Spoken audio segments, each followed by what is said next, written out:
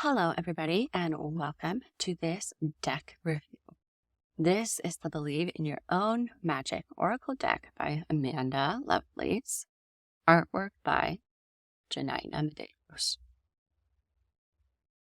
What's lovely about this deck is it's lightweight, there's not a ton of cards, and even the guidebook is pretty light. There are 45 color cards in this deck, so it's a little bit small, but not bad at all. This is what the back of the cards look like, and they're split into different sections. I don't always love that decks do this, but it's not terrible. Here's what the inside of the book looks like, and you can see the author has given us some, this one's funny. Aren't tarot and oracle cards evil? No. And she's given us a little bit of information about how she imagined this deck would be used, what questions you can ask. It's very beginner friendly. So if you're a beginner, this deck is great for you because it really gives you some basic instructions, and then it starts into different sections. I believe there are different sections. Okay, there are not different sections. I am wrong about this. Oh, no, wait, yes. There are. Sorry. The princess cards, of which I would imagine, let's see, 45. We've got the witch cards and then the mermaid cards. So it's actually split into three. That's what it looks like, 3 sections. And the cards themselves have some very beautiful drawings. The artist on this deck is really good. They've got a very unique style. I feel like it's art that was thought put into it, and yeah, you can tell that they're a good artist. It's digital art as far as I can tell, although I'm not exactly sure. They represent a lot of different body type, hair types, skin colors, religions, and ethnicities. However, they all seem to be female presenting, young, and even different abilities, different skin markings. Very nice. Oh, cool. She's got stretched legs like me. In general, there aren't any older people depicted in the deck. There are some children depicted in the deck. And it does seem to me mostly white people.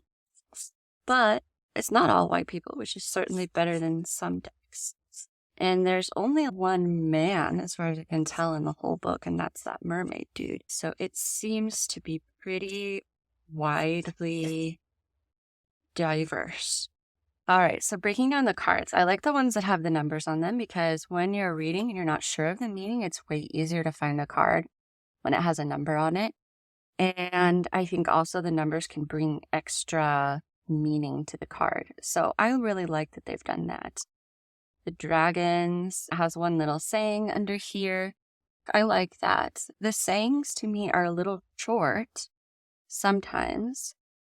We'll see. The descriptions are pretty short as well. They're not very long, just a little thing here, but they are very specific. Sometimes oracle decks can get into this space of positive things are going to happen to you if you keep your mind positive. And you're like, okay, but that could literally be for anyone. I like that this deck has specific meanings. Let me see if I can find a good example. Right, yeah, this one is a perfect example. The lavender one is surround yourself with people who make you feel like the best version of yourself, people you can trust with anything in the world.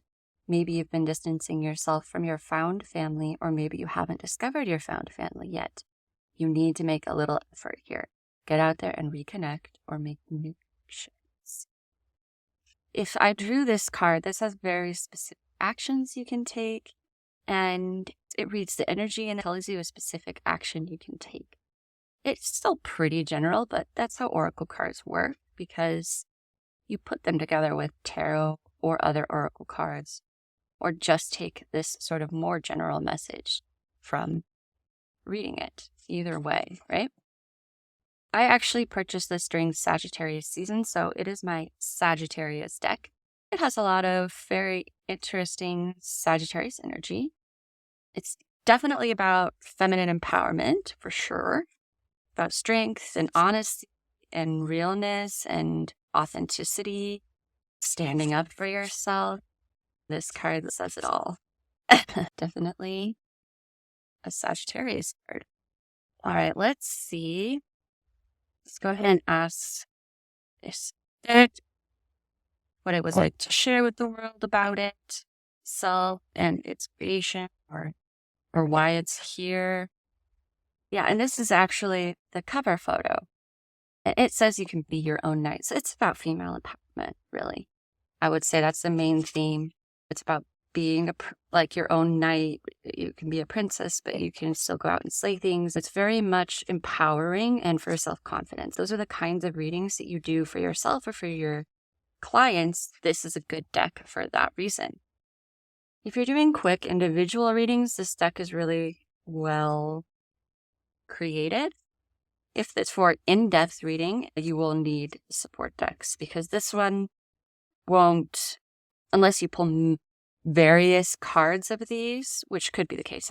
If you pull various of these cards, you can probably do a pretty in-depth reading. However, in my experience, this deck usually needs some kind of other support decks. It's light on content, and that's okay because some decks are like that, but just keep that in mind. There aren't a lot of words in the descriptions, and I think that this is really good for certain situations. If you're doing really in-depth readings, I would suggest having tarot or another support deck to go along with this one. All right, everyone, I hope you enjoyed that deck review. My name is Simone from Simone Tarot Shop, and I would love it if you would follow the channel. We do deck reviews, live readings, collective readings, and private readings. We would love to have you join us, and I'll see you in the next one. Bye.